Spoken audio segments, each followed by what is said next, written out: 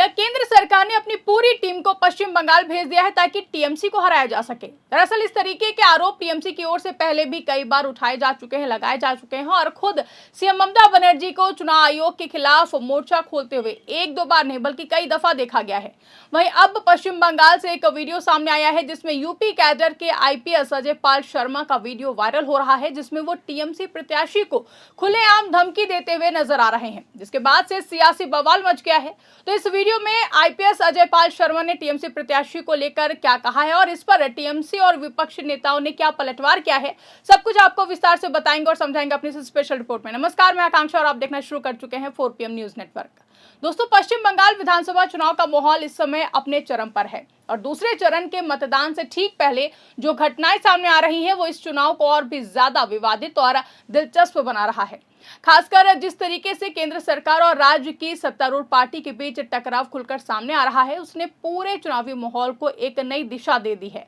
अब सवाल सिर्फ चुनाव का नहीं रह गया है बल्कि ये एक सीधी राजनीतिक लड़ाई बन चुकी है। सबसे पहले बात करते हैं उस वीडियो की जो इस समय तेजी से वायरल हो रहा है। तो इस वीडियो में उत्तर प्रदेश कैडर के आईपीएस अधिकारी अजय पाल शर्मा नजर आ रहे हैं, जिन्हें चुनाव आयोग ने पश्चिम बंगाल के दक्षिण 24 परगना जिले में पुलिस पर्यवेक्षक के तौर पर तैनात किया है। ये वही अधिकारी हैं जिन्हें सिंघम ऑफ यूपी और एनकाउंटर स्पेशलिस्ट के नाम से जाना जाता है। वीडियो में आईपीएस अधिकारी अजय पाल शर्मा टीएमसी प्रत्याशी जहांगीर आलम को सख्त चेतावनी देते हुए नजर आ रहे हैं और बंगाल में शांतिपूर्ण मतदान के लिए सख्त चेतावनी देते हुए लोगों से कह रहे हैं कि अगर किसी ने बदमाशी करी तो कायदे से इलाज किया जाएगा। इस दौरान उन्होंने कहा है कि जहांगीर को बता देना, अच्छे से खबर लेंगे, बाद में रोना पछताना मत। सबसे पहले आप ये बयान सुनिए। आसपास के जितने भी लोग हैं अच्छी तरह से समझ लें कि अगर किसी ने बदमाशी करी तो उनका कायदे से इलाज किया जाएगा। फिर अगर कहीं से खबर आ गई कि किसी ने कोई खुराफात करने की, किसी को परेशान करने की कोशिश की है तो फिर उसकी खबर फिर अच्छे से लेंगे हम। ये जहांगीर के घर वाले भी खड़े हैं, उसको बता देना कायदे से। ये बार बार जो खबरें आ रही हैं कि उसके लोग धमका रहे हैं तो फिर अच्छे से खबर लेंगे, फिर बाद में रोना पछताना मत। आज सत्ता की आंखों में आंखें डालकर पत्रकारिता करना मुश्किल हो गया है। हमारे 4 PM नेशनल यूट्यूब और फेसबुक चैनल को, जिसे आपका प्यार और विश्वास हमेशा से मिलता रहा है, उसे बंद करके सरकार ने यह साबित कर दिया है कि वो आपके सवालों से कितना डरती है। मुश्किल दौर है, लेकिन हम ना रुके थे और ना ही रुकेंगे। हम सच के लिए हमेशा लड़ते रहेंगे। ऐसे में 4 PM यूपी को ज्यादा से ज्यादा ज्वाइन करें और स्वतंत्र पत्रकारिता को जिंदा रखने के लिए जितना हो सके उतना हमारा आर्थिक सहयोग करें। आपके सहयोग से ये जंग हम जीत कर रहेंगे। तो जैसा कि आपने बयान में सुना, अब सवाल ऐसे में ये उठ रहा है कि एक चुनावी पर्यवेक्षक की भूमिका क्या होनी चाहिए और क्या वो इस तरह सीधे किसी उम्मीदवार को चेतावनी दे सकते हैं। जैसा कि वीडियो में साफ देखा जा सकता है कि वो टीएमसी के उम्मीदवार जहांगीर आलम के घर पहुंचते हैं और उनके परिवार वालों के सामने कड़ी चेतावनी देते हैं। वो कहते हैं कि अगर मतदाताओं को धमकाने की शिकायत फिर से मिली तो फिर सख्त कार्रवाई की जाएगी। अब ये वीडियो सामने आने के बाद सियासत गर्मा गई है, क्योंकि जहां एक तरफ बीजेपी इस वीडियो को शेयर कर रही है और इसे कानून व्यवस्था का उदाहरण बता रही है, वहीं दूसरी तरफ टीएमसी इसे सीधा सीधा डराने और धमकाने वाला मामला बता रही है। जहां टीएमसी का साफ आरोप है कि केंद्र सरकार ने पूरी तैयारी के साथ अपने अधिकारियों को बंगाल भेजा है ताकि चुनाव को प्रभावित किया जा सके। पार्टी का कहना है कि यह सिर्फ एक अधिकारी की कार्रवाई नहीं है बल्कि इसके पीछे पूरी रणनीति है। अब टीएमसी उम्मीदवार जहांगीर ने पुलिस पर्यवेक्षक को खुली धमकी देते हुए जोरदार पलटवार किया है। उन्होंने कहा है कि खेल तुमने शुरू किया है, खत्म हम करेंगे, पिक्चर अभी बाकी है मेरे दोस्त। टीएमसी उम्मीदवार चुनाव प्रचार के आखिरी दिन एक जनसभा को संबोधित कर रहे थे, जहां पर उत्तर प्रदेश के पुलिस अधिकारी अजय पाल शर्मा पर तीखा हमला बोला। उन्होंने कहा कि ये लोग बहुत खेल दिखा रहे हैं, खेल तुम लोगों ने शुरू किया है, खत्म हम करेंगे। टीएमसी उम्मीदवार ने आगे कहा कि पिक्चर अभी बाकी है दोस्त, अभी तो खेल शुरू हुआ है और तुम लोग सोच रहे हो कि कुछ सीआरपीएफ के लोगों को लेकर तुम हमें डरा दोगे, लेकिन अगर यहाँ के लोग पैदल चले तो तुम लोग हवा में उड़ जाओगे। इसलिए बीजेपी के लोगों तुमसे कहूंगा कि यहाँ आकर जनसमुद्र देख कर जाओ। यहाँ एक एक मेरी माँ दुर्गा है, दुर्गा रूप किस तरह असुर का वध करते हैं उन्हें पता है। उसी तरह बीजेपी को किस तरह जब्त और टाइट करना है उन्हें पता है। उन्होंने ये भी कहा कि हमें उनकी धमकियों की परवाह नहीं है। उनका आरोप है कि रात के अंधेरे में छापेमारी की जा रही है, महिलाओं के साथ बदसलूकी की जा रही है और आम लोगों में डर का माहौल बनाया जा रहा है।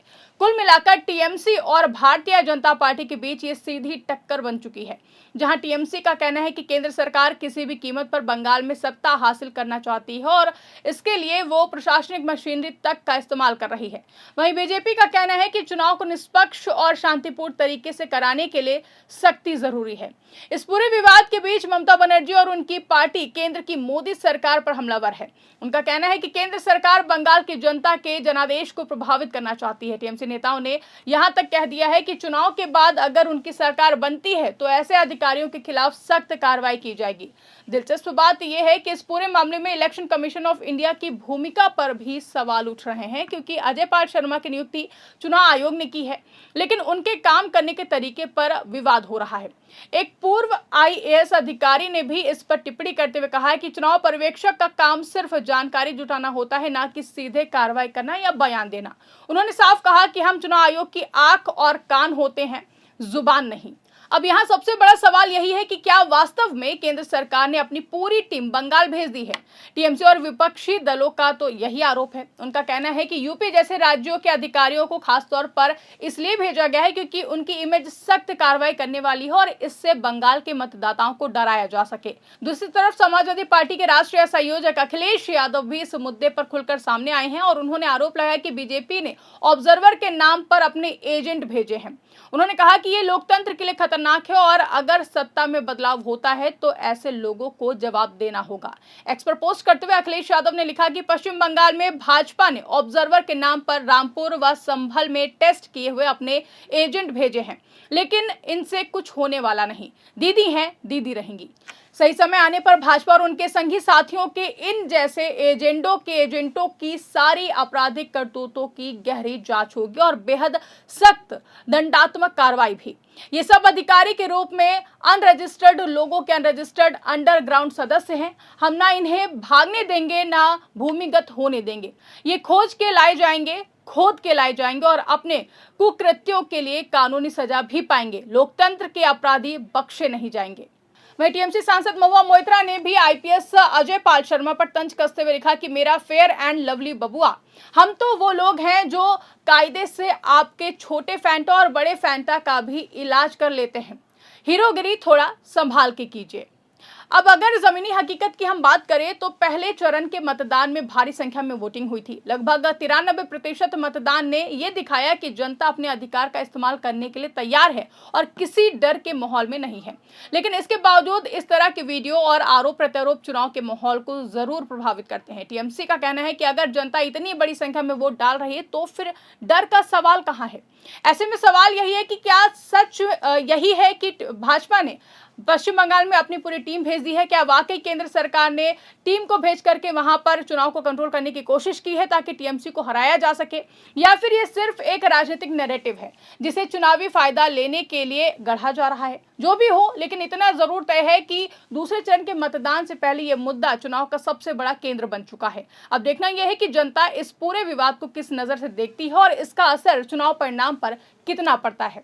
आपको क्या लगता है? आपकी क्या राय है? कमेंट करके हमें जरूर बताइएगा। फिलहाल के लिए इस खबर में बस इतना ही। अगर वीडियो पसंद आई हो तो इसको ज्यादा से ज्यादा लाइक करें, शेयर करें, चैनल को सब्सक्राइब करना ना भूलें और ज्वाइन करना भी ना भूलें। देखते रहिए 4PM न्यूज नेटवर्क।